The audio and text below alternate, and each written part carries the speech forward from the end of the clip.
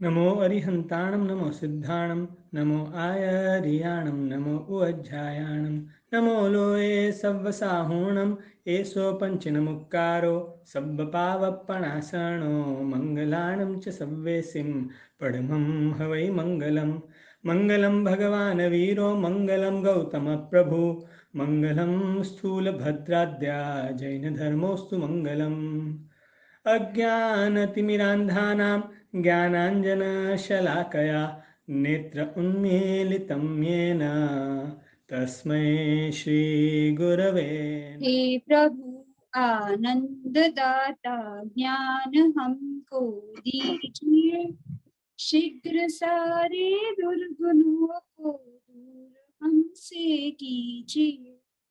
लीजिए हमको शरण में, हम सदाचारी बने, ब्रह्मचारी धर्म रक्षक वीर व्रतधारी बने। प्रणाम आशा। प्रणाम। सबको प्रणाम। आज के स्वाध्याय की शुरुआत करते हैं। सब हाथ जोड़िएगा और नवकार मंत्र का मन में चिंतन कीजिएगा। नमो अरिहंताणम, नमो सिद्धाणम, नमो आयर्याणम, नमो उवत्सायाणम, नमो लोए सव्वसाहूणम, एसो पंच नमुक्कारो सव्वपावप्पणासनो मंगलाणम च सव्वेसिम पडमम हवई मंगलम। हम कर रहे हैं जैनिज्म का जो बेसिक ज्ञान है, उसके साथ साथ सूत्र का अर्थ कर रहे हैं। सबसे पहले हम लोगों ने आपके गुरु भगवंत की कृपा से, जिन्होंने आपको जैनिज्म में जोड़ा, इनका बहुत बहुत आशीर्वाद के साथ आप लोगों ने नौकार मंत्र के शाश्वत ऐसे नौकार मंत्र का अर्थ का शुरू किया और बहुत अच्छे तरीके से आप लोगों ने ये नौकार मंत्र का अर्थ किया। उसके बाद हमने लिया है पंचेंद्रिय सूत्र का अर्थ, जिसमें हमारा अभी चल रहा है चौविह कसाय मुक्को पद का अर्थ, जिसमें मैंने लास्ट 4 प्रकार के कषाय के बारे में उसके सब सिर्फ नाम दिए थे। 4 प्रकार के कषाय जो है वो है क्रोध, मान, माया और लोभ। ये हम सूत्र में आया है कि हमारे गुरु भगवंत कैसे होते हैं, तो 5 इंद्रियों के विषयों को कंट्रोल करने वाले, रोकने वाले, 9 प्रकार से ब्रह्मचर्य की वाड़ को धारण करने वाले, और उसके बाद 4 प्रकार के कषाय से मुक्त होते हैं। वो 4 प्रकार से जैसे हमारे गुरु भगवंत मुक्त होते हैं, इसी तरह से हमको भी वही कषाय से मुक्त होना है। इसके बारे में हमने बात की थी लास्ट टाइम।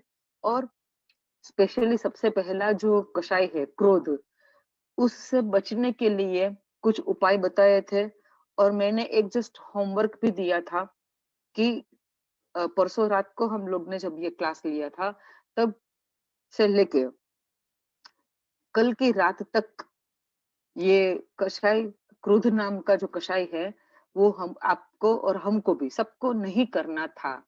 ये एक होमवर्क दिया था। तो आई होप कि आप सब ने ट्राई किया होगा कि निमित्त मिले तो भी, रीजन मिले तो भी गुस्सा नहीं करना है, और आप लोगों ने प्रयत्न किया होगा और उसमें सफल भी हुए होंगे।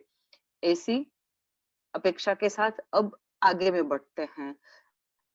आपको अगर क्रोध नहीं करने में आया होगा, कोई ना कोई निमित्त से ये इतने समय में आप लोगों को ऐसा निमित्त मिला होगा कि गुस्सा आ जाए, लेकिन आपने गुस्सा मिटाने का या हटाने का प्रयत्न किया। अगर उसमें आनंद आया हो, अगर इसमें खुशी मिला हो, गुस्सा ना करके अगर आपको खुशी मिला हो, आपको कुछ एक कूल फील हुआ हो, आपको एकदम आराम लगा हो, आपको ऐसा संतोष मिला हो जो आज से पहले आपने कभी अनुभव ना किया हो, तो ये प्रयत्न आगे भी हम कंटिन्यू करेंगे। आगे भी हम लोगों को क्रोध से बचना है, आगे भी हम लोगों को क्रोध नहीं करना है, क्योंकि एक दिन का अगर गुस्सा ना करने का फल हमको खुशी, आनंद, संतोष देता है, तो क्यों ना हम आगे भी इसको कैरी फॉरवर्ड करें। आगे भी हमको गुस्सा करके तो नुकसान ही अब तक देखा है। पहली बार शायद कल अपने को कुछ फायदा दिखने को मिला, तो फिर अब तो फायदे का ही बात सोचेंगे ना, अब नुकसान का बात नहीं सोचेंगे। तो जितना हो सके उतना हमको अलर्ट रहना पड़ता है इसमें, क्योंकि ये जो चीज है ना, हम अनादि काल से हमारा गुस्सा करने का जो स्वभाव बन गया हुआ है, इससे क्या होता है ना कि गुस्सा बहुत आसानी से हो जाएगा, लेकिन उसको ना करने में ही प्रयत्न करना पड़ेगा। और वो ना करने के लिए माइंड को एकदम अलर्ट रखना पड़ेगा कि हमको गुस्सा नहीं करना है, तब जाके इसमें हम कुछ सफलता प्राप्त करेंगे। अगर एकदम अलर्ट रहेंगे तो, अगर अलर्ट नहीं रहेंगे तो कोई बार याद आ गया कि गुस्सा नहीं करना है, कोई बार भूल गए, क्योंकि आदत से मजबूर है हम, इसलिए। तो यहाँ जिस किसी को भी ये 2 दिन में निमित्त मिला हो गुस्सा करने का और गुस्सा नहीं किया है, उसका जो आपको अनुभव हुआ है, वो आप लोग एक दूसरे के साथ भी शेयर कीजिएगा कि देखो मुझे इस तरह का निमित्त मिला था, लेकिन अगर पहले का टाइम होता तो मैं पक्का बोल देती, सुना देती, कुछ भी कर लेती। लेकिन मैं, और उसके बाद मैं थोड़ा डिप्रेशन भी फील करती थी, या फिर मुझे थोड़ा तनाव सा महसूस होता था, लेकिन अब की बार मैंने गुस्सा नहीं किया तो मुझे बहुत कूल लगा, बहुत शांति लगा। आपको जो भी सही मायने में आपको जो अनुभव हुआ हो, वो आप अपने कल्याण मित्रों के साथ शेयर कीजिएगा, क्योंकि तभी तो आपके अनुभव से, जैसे मेरा अनुभव मैंने बताया था, इसी तरह से आपको अपने अनुभव अपने कल्याण मित्रों को बताना है, अपने पेरेंट्स को, अपने फैमिली को बताना है, तो वो लोग को भी, सबको गुस्सा करने से होते हुए गैरफायदे नुकसान के बारे में तो पता ही है, लेकिन गुस्सा ना करने से जो फायदा मिला, जो शगुन एक सुकून मिला, एक आत्मा को एक एनर्जी, पॉजिटिव एनर्जी मिला, तो वो बातें आप जरूर शेयर कीजिएगा, ठीक है ना। तो इसी तरह से हम अपना क्रोध को थोड़ा थोड़ा करके कंट्रोल करने का कोशिश करेंगे, तो क्या होगा आगे। अभी अपने को क्या सोच के गुस्सा नहीं करते हैं कि भाई गुस्सा करना खराब है, गुस्सा करने से बहुत कुछ बिगड़ जाता है, ये सोच के हम गुस्सा नहीं करते हैं। धीरे धीरे क्या होगा, अपना स्वभाव ही अपने आप में ऐसा हो जाएगा कि कोई कुछ भी बोल दे या कोई कुछ भी हमारे साथ मिसबिहेव भी कर दे, हमको गुस्सा आएगा ही नहीं, ये स्वभाव हो जाएगा हमारा। अभी गुस्सा करना वो हमारा स्वभाव नहीं है, हम उसको स्वभाव मानते हैं, लेकिन एक्चुअली हमारा स्वभाव क्षमा का है, एक्चुअली स्वभाव क्षमा का है। लेकिन इसके ऊपर में गुस्सा ने अपना लेयर बना दिया, अपना हक जमा दिया है। अब वो हक को हमको निकालना है, और जो हमारा ओरिजिनल स्वभाव जो है क्षमा का, वो हमको लाना है। तो प्रैक्टिस मेक यू परफेक्ट। जैसे जैसे निमित्त आते जाएंगे, हमको गुस्सा नहीं करना है, तो फिर क्या होगा ना कि अभी जिस चीज को करने के लिए मेहनत करनी पड़ती है, आगे जाके वो इजीली हो जाएगा।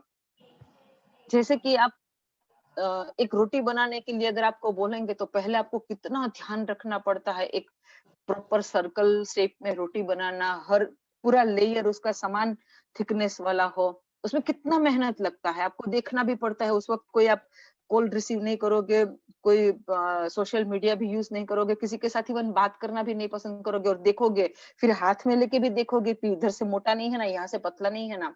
लेकिन 4-5 साल तक आप मजे से रोटी बेलोगे, उसके बाद क्या होगा, आप कुछ भी करते करते आराम से रोटी बेल लोगे, और वो पूरा पक्का ही सर्कल भी बनेगा, और हर जगह से समान सपाटी वाला बनेगा, सेम लेयर बनेगा। इसी तरह से हम अगर क्रोध को मिटाने का प्रैक्टिस अभी से करेंगे, फिर अपने आप अपना ओरिजिनल नेचर जो है आत्मा का, वो बाहर आएगा, वो है क्षमा का। फिर अपने को अपने आप में ही गुस्सा नहीं करना पड़ेगा। मैंने बोला था कि ये गुस्से के, क्रोध कितना नुकसान करता है, इसके बारे में एक स्टोरी जो है जैनिज्म की ही, वो मैं शॉर्ट में बताऊंगी। आज ही उसके बारे में मुझे और भी जानने को मिला शॉर्ट में। काफी समय पहले की बात है, एक राजा था, उसका बेटा था गुणसेन। राजा का बेटा होने से उसको तो सब कुछ करने का अलाउड होता है, उसको तो कोई कहीं पे भी रोक टोक होता नहीं है। तो छोटी उम्र का ही था, 6-7-8 साल का लड़का था। सब अपने अपने फ्रेंड के साथ घूमने को निकलते थे, कभी बगीचे में जाते हैं, कभी और कहीं पहाड़ों पे चढ़ जाते हैं। एक बार क्या हुआ कि ऐसा एक लड़का देखा जिसका रूप एकदम सही नहीं था, मतलब वो बहुत ही कुरूप था, बहुत ही क्या बोलते हैं उसको, बहुत ही दिखने में खराब था कि देखते ही लोगों को हंसी आ जाए और उसका मजाक उड़ाने का मन करे। तो ये, और वो ब्राह्मण का लड़का था और उसका नाम था अग्नि शर्मा। तो ये गुणसेन ने उसका इतना मजाक उड़ाया, इतना मजाक उड़ाया, और अग्नि शर्मा को बहुत दुख होता था। लेकिन वो, भाई राजा का बेटा है, राजा का बेटा है, बोलते बोलते बोलते सहन करते जाता था, सामने में गुस्सा नहीं करता था। लेकिन एक बार क्या हुआ कि उसकी डेथ हो जाए, वो लेवल का उसके साथ मजाक किया। क्या होता है कि कभी कभी होता है ना, बच्चे लोग, कोई वीक बच्चा होता है तो उसको दोनों पैर दोनों हाथ पकड़ के उसको पूरा झुलाते हैं, फेंकते हैं, डाल देते हैं कहीं, माथा पकड़ लेते हैं, बाल पकड़ लेते हैं, इस तरह का करते हैं ना। कोई जोरावर बच्चा होता है तो वो कोई वीक बच्चे को इस तरह से भी हैरान करता है, कोई गरीब का बच्चा होगा, कोई बस्ती का बच्चा होगा, तो इस तरह से उसको हैरान करते हैं। तो इसी तरह से गुणसेन ने अपने दोस्तों के साथ मिलके ये अग्नि शर्मा को इस तरह से हैरान किया, और काफी उसको चोट आई, उसको दर्द भी बहुत हुआ। अब उसको गुस्सा आया, उसने अपने माँ पिताजी को बोला, ब्राह्मण थे दोनों, माँ पिताजी को बोला कि हम सुसाइड कर लेते हैं। लेकिन कैसे भी करके माता पिता ने उसको बचा लिया और बोले ठीक है, तुमको गुणसेन से प्रॉब्लम है, लेकिन वो तो राजकुमार है, कुछ नहीं बोल सकते हैं, अपने ये सिटी ही छोड़ के कहीं और चले जाते हैं। और वो लोग चले गए। और अब इधर उधर अग्नि शर्मा बड़ा हो रहा है, यहाँ पे गुणसेन बड़ा हो रहा है। अब गुणसेन राजा बन गया। राजा बनने से उसने भी क्या किया ना, अपनी राजधानी को चेंज कर दिया। और योगानुयोग ऐसा बना कि जिस सिटी में अग्नि शर्मा फिर आगे जाके तापस बन के रह रहा था, वो ब्राह्मण था, इसलिए उसमें दीक्षा भी होती है, तो वो तापस बन गया। और वही सिटी में ये राजा ने, गुणसेन राजा ने अपनी राजधानी बनाई, अपना महल बनाया, और वहीं से अपना सब कार्य करता है। एक बार उसको पता चला कि कहीं घूमने निकला होगा, तो उसको पता चला कि यहाँ पे कोई ऋषि का आश्रम है। तो गुणसेन एक्चुअली बहुत ही अच्छा आदमी था, वो वहां पे दर्शन वंदन करने चला गया। वहां पे चला गया तो उसको पता चला कि यहाँ पे एक जो, ये एक कुटीर है, उसमें जो ऋषि रहता है, अग्नि शर्मा नाम का ऋषि रहता है, वो बहुत ही तपस्या करता है और एक एक महीने का उपवास करता है, माने मासिक श्रमण। लेकिन वो जैनिज्म नहीं था, ठीक है। 1 महीने का उपवास करता है। उपवास का पारणा करने के लिए किसी के एक के ही घर में जाता है। अगर जिसके घर में वो पैर रखता है, वहां से उसको कुछ मिला तो ठीक है, नहीं मिला तो वो दूसरे के घर में नहीं जाता है, वापस दूसरे महीने का उपवास शुरू कर देता है। ऐसा उसने नियम लिया था। यहाँ पे जैसे ही अग्नि शर्मा को देखते हैं तो गुणसेन को एकदम याद आ जाता है कि मैंने इसको कहीं देखा है। फिर थोड़ी बचपन की स्मृति को याद करता है तो उसको याद आ जाता है कि ये तो वही अग्नि शर्मा है जिसको मैंने बचपन में बहुत परेशान किया है। वो तहे दिल से उसका माफी मांगते हैं और अग्नि शर्मा भी उसको माफ कर देते हैं, और खुशी खुशी दोनों अच्छे से एक दूसरे के साथ बात करते हैं। और राजा की रिक्वेस्ट से अग्नि शर्मा ये मासिक शमन का पारणा करने में आपके घर आऊंगा, ऐसा उसके साथ बात करते हैं। महीना खत्म होने को आया। अग्नि शर्मा पारणा के लिए राजमहल के द्वार के ऊपर में आके खड़ा हुआ। उस वक्त क्या हुआ कि सेम टाइम में राजा को बहुत ही जोर का सिर दर्द हुआ था। तो राजा को सर दर्द होना माने कितनी दौड़धाम होने लगती है। वैद्य, डॉक्टर्स वगैरह जो भी होते हैं उस टाइम के, वो सब आ रहे हैं, जा रहे हैं, कोई ये औषधि कोई वो औषधि कर रहे हैं। तो ये अग्नि शर्मा जो गेट पे आया है राजमहल के प्रवेश द्वार पे, उसको कोई किसी और को तो पता नहीं था, इसीलिए उसको किसी ने बुलाया नहीं, इनवाइट किया नहीं। किसी को पता नहीं था कि इसका मासिक शमन है, आज ये इस तरह का नियम लिया हुआ है कि यहाँ से अगर खाना पीना नहीं मिला है तो वो दूसरे महीने का उपवास शुरू कर देगा। तो किसी ने बुलाया नहीं, इसलिए अग्नि शर्मा वापस चला गया कि हो सकता है राजा का कोई ऐसा कारण आ गया होगा तो मेरा पारना नहीं हुआ। ओके, नो प्रॉब्लम, शांति रखा और दूसरे महीने का उपवास चालू कर दिया। अब जैसे ही राजा का सरदर्द मिट गया, राजा को अचानक से याद आया कि आज तो मेरे घर अग्नि शर्मा को आने का था, ऋषि को। राजा भागा भागा पूछा सबको कि क्या कोई ऋषि आए थे। तो सबने बोला हम लोग ने तो ध्यान ही नहीं दिए ऐसे कोई आया होगा, तो हम तो सब तो आपका सर दर्द मिटाने के चक्कर में लगे हुए थे। राजा तुरंत रथ निकलवाया, घोड़े पे बैठा और ऋषि के आश्रम में पहुंचा और अग्नि शर्मा का माफी मांगा। बहुत रिक्वेस्ट किया कि आप इस बार आप नियम को थोड़ा सा लूज कीजिए और मेरे घर वापस आइए, मेरे ही घर आइए। लेकिन उसने बोला कि नहीं, एक बार मैं वापस आ गया तो दोबारा खाना लेने के लिए नहीं निकलता हूँ। राजा ने फिर से नेक्स्ट मंथ का परना खुद के घर कराने के लिए विनंती किया, उसने एक्सेप्ट किया। दूसरा महीना भी बीता, आए वापिस वहां पे। अब क्या हुआ था, तो अब की बार राजा के घर बेटे का जन्म हुआ था। अब राजा के घर बेटे का जन्म होता है, घुड़सेन राजा के घर में, तो वही महल में चहल पहल दौड़ धाम सब हुई। वापिस किसी ने बुलाया नहीं और वापिस वो चले गए। अब की बार भी उसने शांति रखा कि हो सकता है राजा के घर में बेटे का जन्म होता है तो स्वाभाविक है कि ऋषि मुनि को कौन पूछेगा। इसलिए उसने वापिस अपना दूसरा महीने का भी उपवास चालू कर दिया। अब जैसे ही राजा को फिर से स्ट्राइक हुआ, फिर से राजा को अफसोस हुआ, फिर से आए, फिर से विनंती किया और बोले कि आप इतने अच्छे हैं कि आप मेरे को माफ किए जा रहे हैं, लेकिन मैं तो एकदम गुणी नहीं हूं कि आपके उपवास के पारना का मैंने ध्यान नहीं रखा।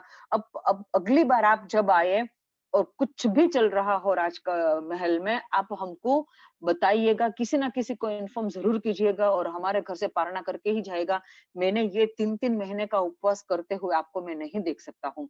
तहे दिल से राजा ने कहा, अग्निशर्मा ने भी सुना, वापिस विनंती को एक्सेप्ट किया। अब 1 महीना बीता, वापिस आए पारना के लिए। अब क्या हुआ, उसी टाइम युद्ध की नौबत बजी और राजा को बख्तर, सब भाले, तीर, तलवार सब पहनाया जा रहा था और उसी वक्त वो युद्ध के लिए निकल रहे थे। जैसे राजा ने बोला था, इसी तरह से अग्निशर्मा ने कहा कि भाई इस तरह से मुझे राजा ने बताया था कि मेरे आने से अगर आने के टाइम में अगर कुछ प्रॉब्लम भी चल रही हो तो मैं मुझे बताना है कि भाई मुझे तो किसी जिसके साथ अग्निशर्मा ने बात की, उसने बोला कि अभी यहाँ पे मरने की बातें हो रही है, तैयारी काटने की तैयारियां हो रही है, युद्ध की तैयारियां, और उस वक्त आपको खाने की पड़ी है। राजा ने कितने दिन से खाया नहीं है आपको पता नहीं, और आप अपने खाने की बात लेके आए हैं। उस तरह से इंसल्ट कर दिया तो अग्निशर्मा वापिस आ गए। अब क्या हुआ, अब तक जो शांति बनाए रखी थी हृदय में वो ब्लास्ट हो गई।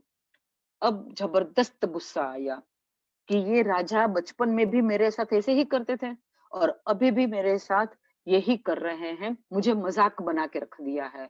इतने बड़े राजमहल में क्या वो किसी को इन्फॉर्म भी नहीं कर सकता है कि भाई अग्निशर्मा आने वाले हैं, तो उसकी तैयारियां सब करनी होती है, खाने पीने की खातिरदारी करनी होती है।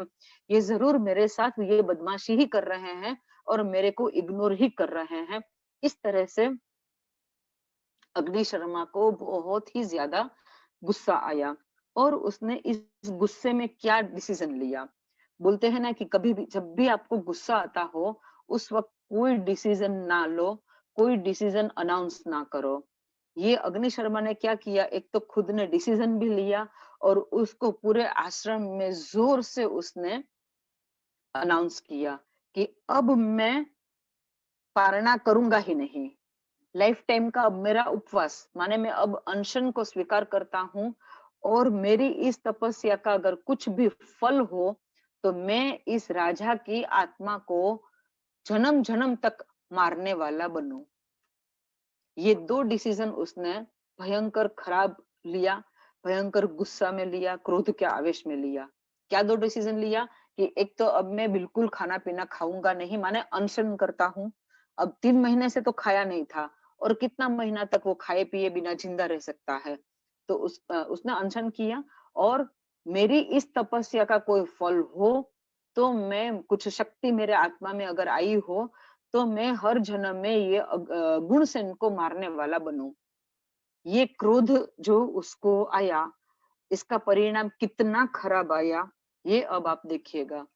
गुणसेन ने वापिस जैसे ही वो युद्ध को जीत के आया और तुरंत अग्निशर्मा के पास आए, अग्निशर्मा के गुरु भगवंतों ने भी उसको बहुत समझाया कि ये गुस्सा करने का हम ऋषियों को शोभता ही नहीं है, ये हमारा धर्म ही नहीं है, तुम शांत हो जाओ। सब लोगों ने समझाया, पूरा नगर वहां पे जमा हो गया।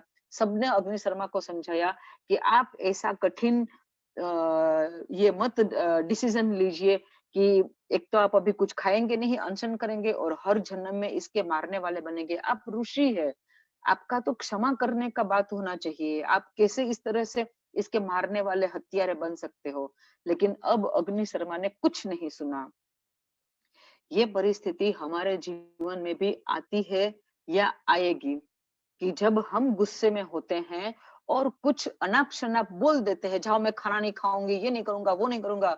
उस वक्त हमारे पेरेंट्स हमको समझाते हैं कि इतना गुस्सा तुमको शोभा नहीं देता है, अभी तुम हो क्या जो तुम इतना गुस्सा करते हो। ये शब्द पेरेंट्स के मुंह से भी निकलते होंगे, लेकिन उस वक्त हम हमारी शान भान को गंवा देते हैं। गुस्सा जो है हमको विवेक भुला देता है। गुस्सा जो है हमारी सही बुद्धि जो होती है वो मिटा देता है। कोई कितना भी समझा ले उस वक्त में हमको, हम समझने के लिए तैयार ही नहीं होते हैं।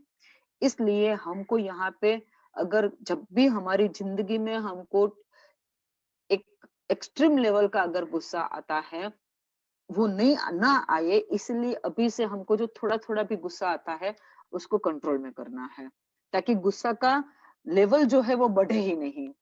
मतलब थोड़ा थोड़ा गुस्सा आ जाता है ठीक है, लेकिन ऐसा एक्सट्रीम लेवल का डिसीजन लेना पड़े या देना पड़े कुछ इस तरह का, वैसा गुस्सा हमारे जीवन में कभी करना ही ना पड़े। इसलिए हमको हमारे माइंड को बैलेंस भी करना पड़ेगा और हमारे माइंड को हमको अलर्ट भी रखना पड़ेगा, ताकि हम कोई फालतू डिसीजन गुस्से में आके ना ले ले। और जब हमको एक बात ठान ले कि जब हमको गुस्सा आता है या हम कुछ बोलते हैं और इस वक्त हमको हमारे फ्रेंड्स या रिलेटिव्स या पेरेंट्स या गुरु भगवान कोई भी हमको बोलते हैं कि तुम ये गलत कर रहे हो, गुस्से में आके तुम क्या कर रहे हो, तुमको समझ में नहीं आता है, वो बात को हमको इमीडिएटली एक्सेप्ट करना है कि हाँ मैं कुछ गलत कर रही हूँ। ऐसा इतने सारे लोग जब बोल रहे हैं तो उसका मतलब है कि मेरा डिसीजन रॉन्ग है, हमको ये डिसीजन नहीं लेना चाहिए। और इसलिए अभी जैसे मेरा माइंड एकदम ब्लैंक हो गया है, कुछ सूझ नहीं रहा है कि मैं सही हूँ या मुझे गलत बोलने वाले सही है, ये मैं अभी डिसाइड नहीं कर पाती हूँ। तो मुझे अभी कुछ डिसाइड करना ही नहीं है। जब हम ये नहीं डिसाइड कर पाते हैं कि मैं सही हूँ या सामने वाले जो मुझे गलत बोल रहे हैं वो सही है, उस वक्त हमको कोई डिसीजन लेना ही नहीं चाहिए। Give time to this condition, ऐसे सिचुएशन में टाइम दीजिए। और टाइम देने से थोड़ा अपना दिमाग शांत होगा, आपको बिल्कुल लगता होगा कि हम 100% सही है, हम बिल्कुल गलत नहीं है। ऐसे टाइम में हम 100% रोंग हो सकते हैं। ये काम करा देता है हमसे हमारा गुस्सा, कि हम 100% रोंग होने के बावजूद हम अपने आप को 100% सही मानते हैं। और ये चीज जो है वो इतना नुकसान कराती है लाइफ में, इतना बड़ा नुकसान होता है कि वो नुकसान फिर आप कितना भी कर लो भरपाई नहीं कर पाओगे। इसलिए गुस्से से बचने के लिए अभी से, अभी आप लोग बहुत ही छोटी उम्र वाले हो, अभी से थोड़ा थोड़ा अपने गुस्से को कंट्रोल में करोगे तो आगे जाके क्या होगा, अभी आप गुस्से के ऊपर में हावी हो जाओ तो आगे जाके गुस्सा आपके ऊपर में हावी नहीं होगा। यहाँ पे अग्नि शर्मा ने जो किया, क्या किया, अपने ऊपर गुस्सा को हावी होने दिया और इसकी वजह से उसने ये रॉन्ग डिसीजन लिया कि मैं जन्म जन्म इसको मारने वाला बनूं। गुणसेन को भी थोड़ा तो इफेक्ट हुआ इसका। 5 जन्म उसके बाद, उसका 5 जन्म जो हुआ दोनों का, पांचों जन्म में अग्नि शर्मा जो है वो गुणसेन को मारने वाला बना। तो उसको तो हत्या का पाप बढ़ते गया ना।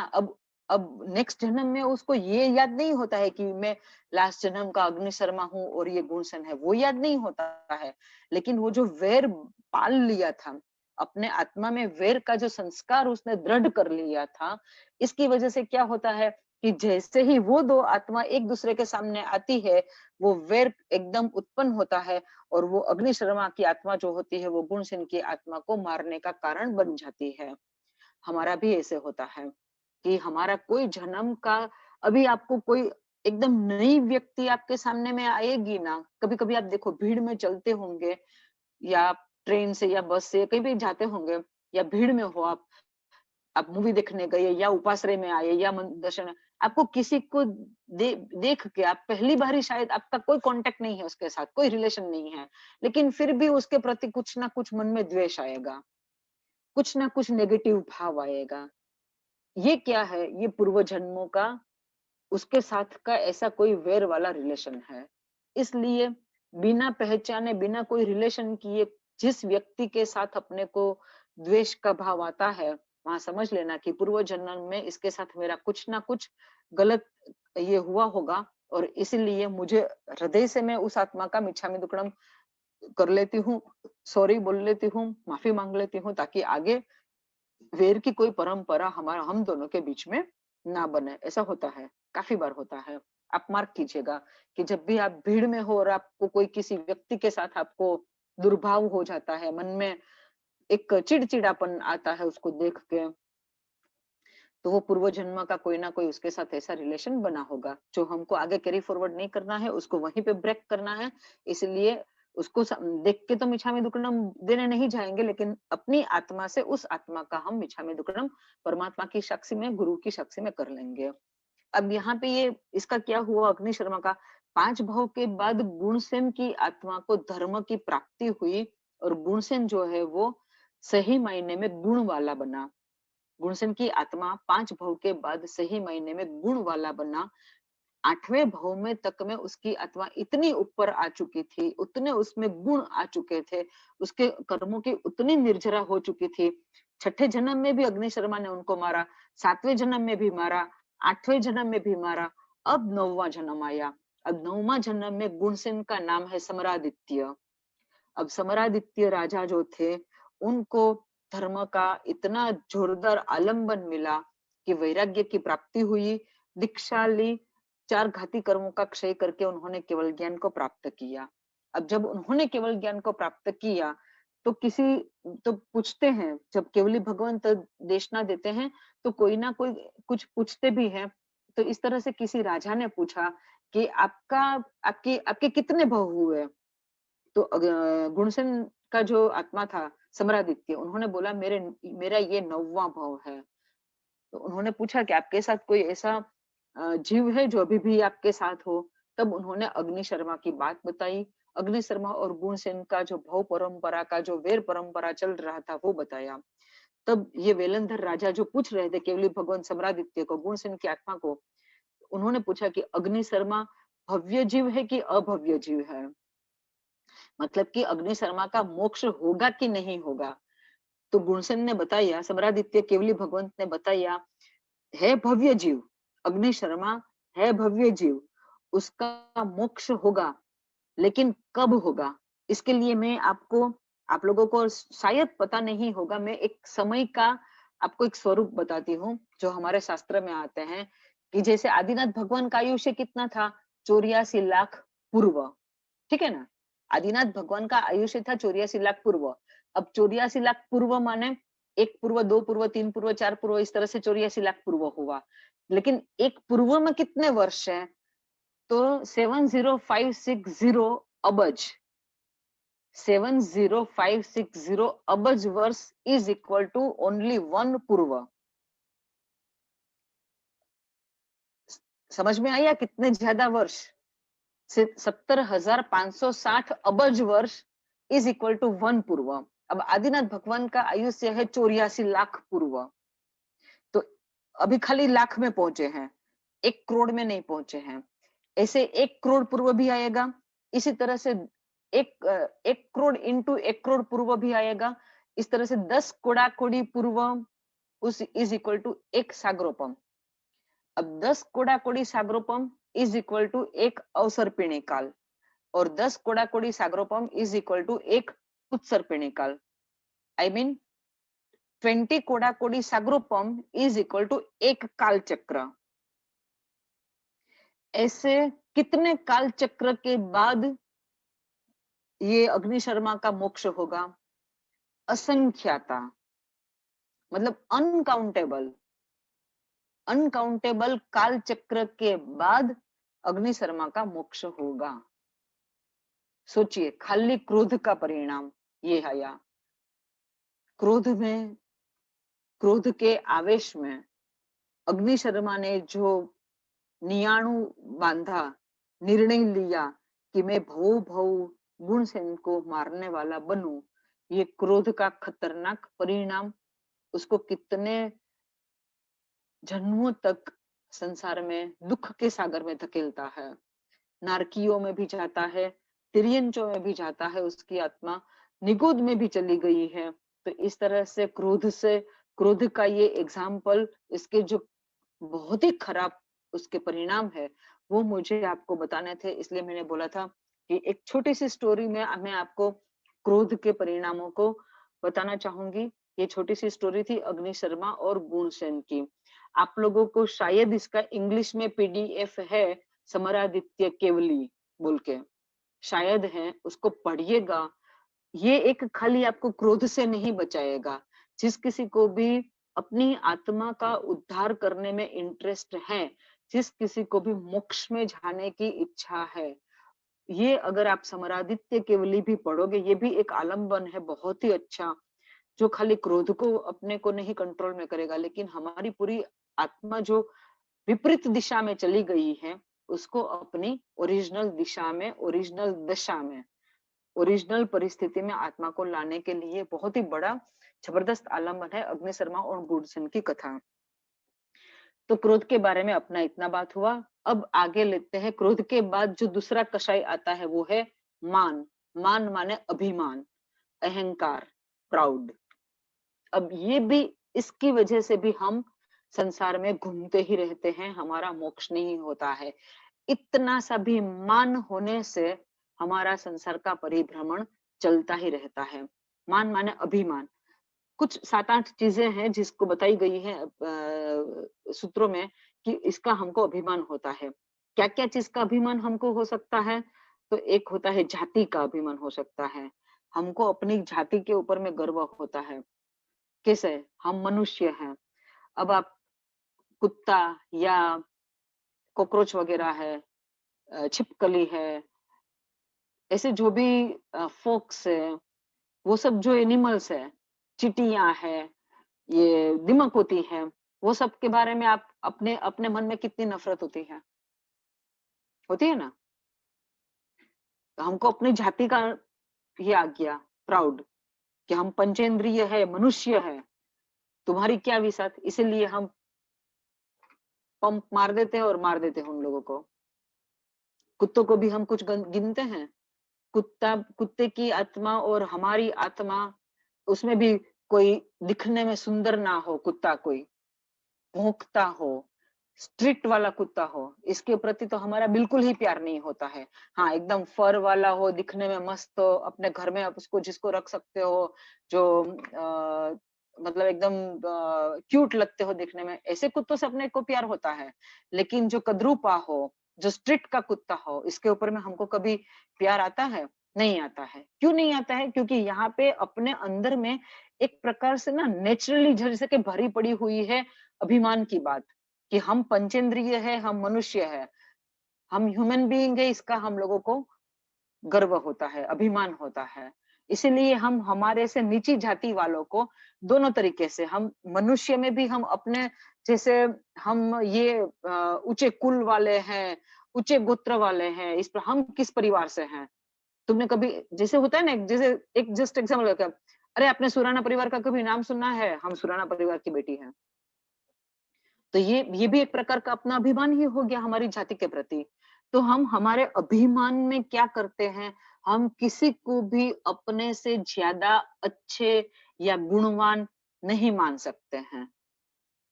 जबकि हमारी आत्मा, एक कुत्ते की आत्मा, एक चींटी की आत्मा, एक कॉकरोच की आत्मा, एक छिपकली की आत्मा, सब के सब समान है।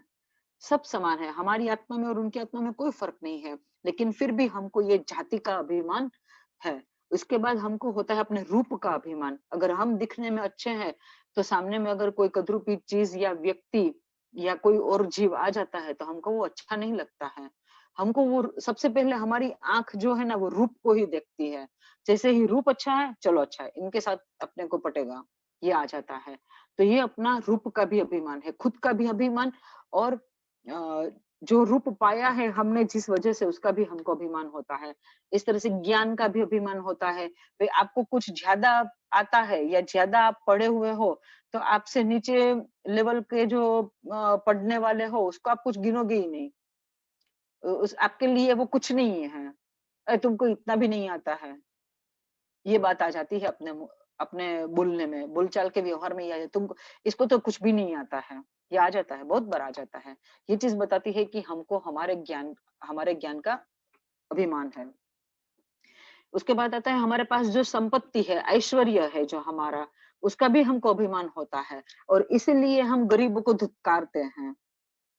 भिक्षुक के प्रति हमारा कितना रिस्पेक्ट नहीं है, कुछ भी नहीं है रिस्पेक्ट। आप भिक्षुक को कभी रिस्पेक्ट से, उसके साथ रिस्पेक्ट से बात करते हो? भिक्षुक से, फिर ये जो किन्नर लोग होते हैं, ट्रांसजेंडर्स लोग होते हैं, उन लोगों के साथ हम कभी बात करते हैं अच्छे से? नहीं करते हैं। यहाँ पे हमको हमारा पैसा का, संपत्ति का, अगर हम गाड़ी से जा रहे हैं तो साइकिल लेके जाने वालों के प्रति हमारी कोई अच्छी भावनाएं नहीं होती है, या चल के जाने वालों के प्रति हमारी कोई अच्छी भाव, कोई रिक्शा में जाता हो, कोई लोकल ट्रेन में जाने वाले के प्रति हमारे, अगर आप गाड़ी में जाते हो तो लोकल ट्रेन में जाने वालों के प्रति आप अपनी अच्छी भावनाएं नहीं होती है। ये एक प्राउड आ जाता है कि बच गए, अपने को तो लोकल ट्रेन में कभी जाना ही नहीं पड़ता है, अच्छा है अपने पास गाड़ी है, ये आ जाता है अपने मन में। तो इस तरह से अलग अलग प्रकार के 8 प्रकार के, मुझे आठों के 8 के नाम याद नहीं है, मैंने ढूंढने का कोशिश किया लेकिन मेरी ये किताब में नहीं है। इस प्रकार से अभिमान जो हम करते हैं वो भी हमको संसार में परिभ्रमण कराता है। और अभिमान का बहुत ही बेस्ट एग्जाम्पल जो है, शायद आप लोगों ने सुना भी होगा गुरु भगवान के मुख से, ऋषभदेव भगवान के 2 पुत्र भरत और बाहुबली। भरत जो है वो चक्रवर्ती थे, और बाहुबली चक्रवर्ती नहीं होने के बावजूद भी भरत महाराजा बाहुबली को हरा नहीं पाए, और दोनों के बीच में युद्ध चला। युद्ध में अंत में बाहुबली ने अपना मुकुट उतारने के लिए हाथ इसे किया कि अगर वो मुकुट मारते भरत चक्रवर्ती को, चक्रवर्ती होने से उसकी मृत्यु नहीं होती, लेकिन उसको इफेक्ट तो बहुत ज्यादा होती। लेकिन जैसे ही उन्होंने मुकुट निकालने के लिए हाथ लगाया, और एकदम से तुरंत अलर्ट हो गए। ये हो गया मन को कंट्रोल में लेने के लिए उपयोग करना, और तुरंत आया कि नहीं, मेरे बड़े भाई के साथ मैं क्या कर रहा हूँ, अब मुट्ठी उठा लिया है तो उसको मैं नीचे भी कैसे ले आऊं। तो तुरंत क्या किया, पंचमुष्टि लोच किया, दीक्षा ले ली। अब दीक्षा तो ले ली, लेकिन एक अभिमान आ गया कि मेरे से छोटे 99 भाइयों ने दीक्षा लेके केवल ज्ञान भी प्राप्त कर लिया है, और मुझे जाके उनको वंदन करना पड़ेगा। तो एक काम करता हूँ, पहले केवल ज्ञान प्राप्त कर लेता हूँ, फिर जाके मैं जाऊंगा तो मुझे किसी को वंदन नहीं करना पड़ेगा। बस इतनी छोटी सी बात, और कैसा जबरदस्त लेवल का उन्होंने तप किया कि ऐसे स्थिर होके वो काउसग में खड़े रह गए केवल ज्ञान की प्राप्ति के लिए, कि जिस पेड़ के नीचे खड़े थे वो पेड़ की ब्रांचों ने उनको लपेट लिया। ये ट्रंक समझ के, थड़ समझ के पेड़ की ब्रांचों ने उनको लपेट लिया। उनकी दाढ़ी में स्पैरोज ने अपने माले बना लिए, इसमें अंडे भी रख दिए, और उसमें से आवन जावन भी कर रहे हैं, लेकिन वो बिल्कुल नहीं हिल रहे हैं, अपनी अंदर में एकदम मस्त थे। लेकिन उनको केवल ज्ञान नहीं हो रहा था। 1 साल कंटिन्यू, 1 साल का चौवीहारा उपवास, 1 साल तक एक ही जगह में स्थिर खड़े रहना, ये कोई आसान तप नहीं था। लेकिन फिर भी केवल ज्ञान नहीं हुआ। आदिनाथ भगवान ने जैसे ही भव्यतव्यता को देखा, 2 बहन को, अपनी 2 बेटी थी, उनको भेजा, और क्या बोलते हैं वहां जाके ये बाहुबली जी को, ब्राह्मी और सुंदरी, वीरा मोरा गज थकी उतरो, गज चढ़े केवल ना हो रे। हे भाई, तू अभिमान से, तू हाथी के ऊपर में से नीचे उतर, हाथी ऊपर बैठ के केवल ज्ञान नहीं होता है। तो पहले तो वो दोनों बहन जब जंगल में गई ना ढूंढने के लिए, तो उसको तो बाहुबली जी मिले ही नहीं, क्योंकि एक जैसे पेड़ ही बन गए थे खुद, उसकी ब्रांच लपेटी हुई थी, सब जगह में नेस्ट बना लिया था बर्ड ने। तो पहले तो मिला ही नहीं। फिर सांस की, उनका जो सांस था, वो सांस चलने से पत्तों की सरसराहट जो हुई, उससे पता चला कि वो ये है बाहुबली। अब जैसे ही फिर वो बाहुबली को भी तुरंत नहीं सुनाई दिया, आवाज उसके कान तक नहीं गई, लेकिन जैसे ही उसके कान में आवाज पहुंची, तो उसने पहले तो यही सोचा कि मैं हाथी पे कहाँ खड़ा हूँ, ये क्या बोल रहे हैं, मैं तो जमीन पे खड़ा हूँ। ये बोल रहे हैं कि हाथी पे मत चढ़ो, हाथी पे चढ़ोगे तो केवल ज्ञान कहाँ से होगा, मेरे को केवल ज्ञान तो नहीं हुआ है, लेकिन मैं हाथी पे तो नहीं हूँ। लेकिन उन्होंने तुरंत सोचा कि जैन दीक्षा ली है, वो झूठ कभी नहीं बोलेगी। इसीलिए इसका कुछ मतलब तो है।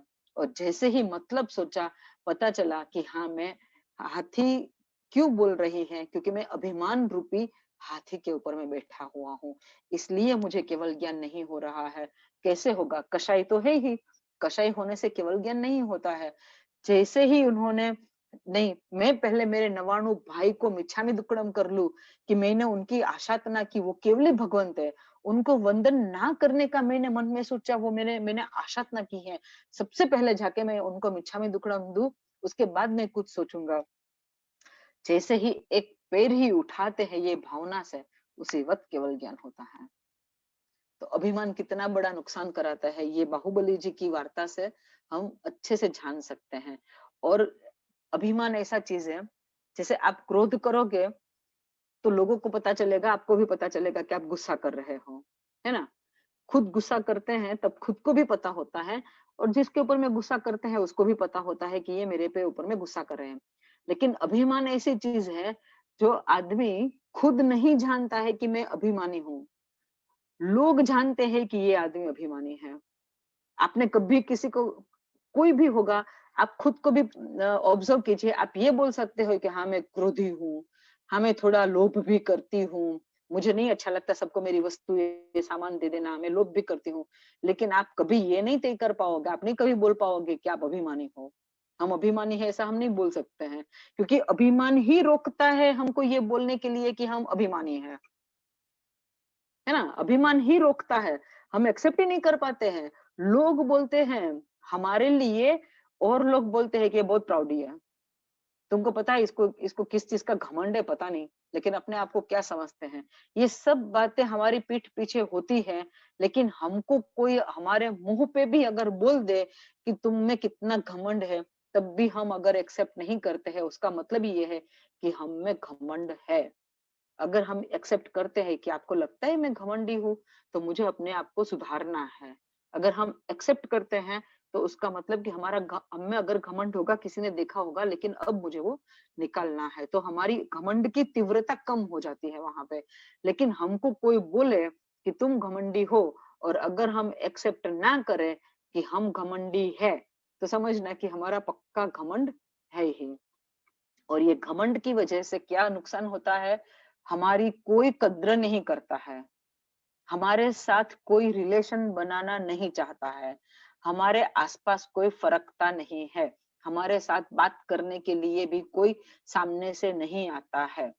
आपको अगर लगे कि आपके आसपास में आपके कोई फ्रेंड्स ज्यादा नहीं है, या फिर आप अंतर्मुखी हो, तो अलग बात है कि आपको अपने में रहना ज्यादा पसंद रहता है, अपने में माने अपनी आत्मा में, अपने गुणों में रहना ज्यादा पसंद रहता है, तो आप सबके साथ होते हुए भी सबके साथ नहीं होते हो, वो आध्यात्मिक लेवल में अलग बात है।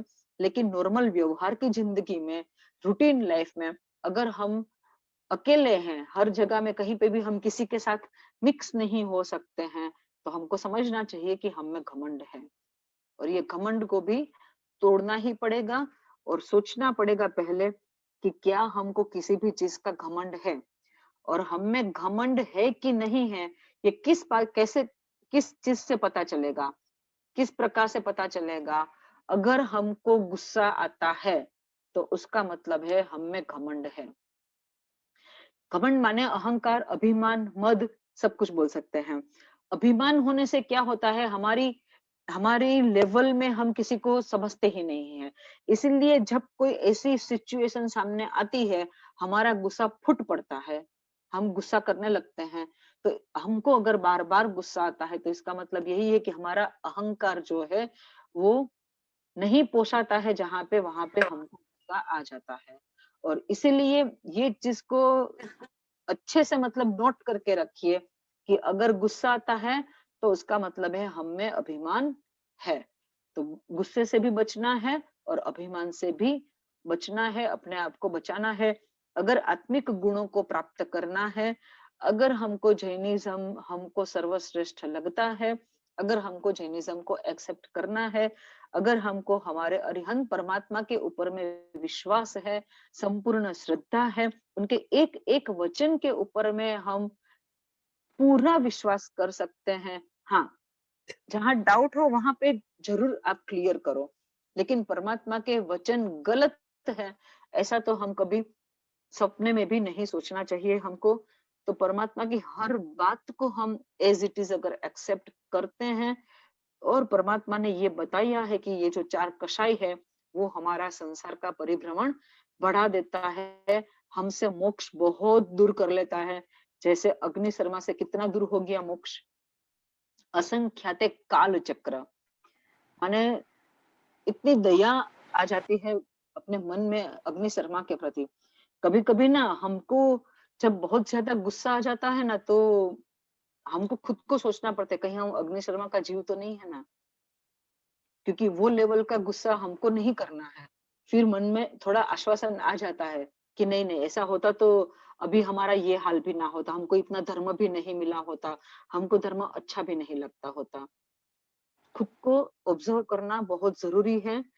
गुरु भगवंत के जो गुण बताए हैं वो गुण हम में भी आने चाहिए, और वो गुण लाने के लिए हमको कषायों को मिटाना है, कषायों को हटाना है, प्रयत्न करना है, माइंड को अलर्ट रखना है।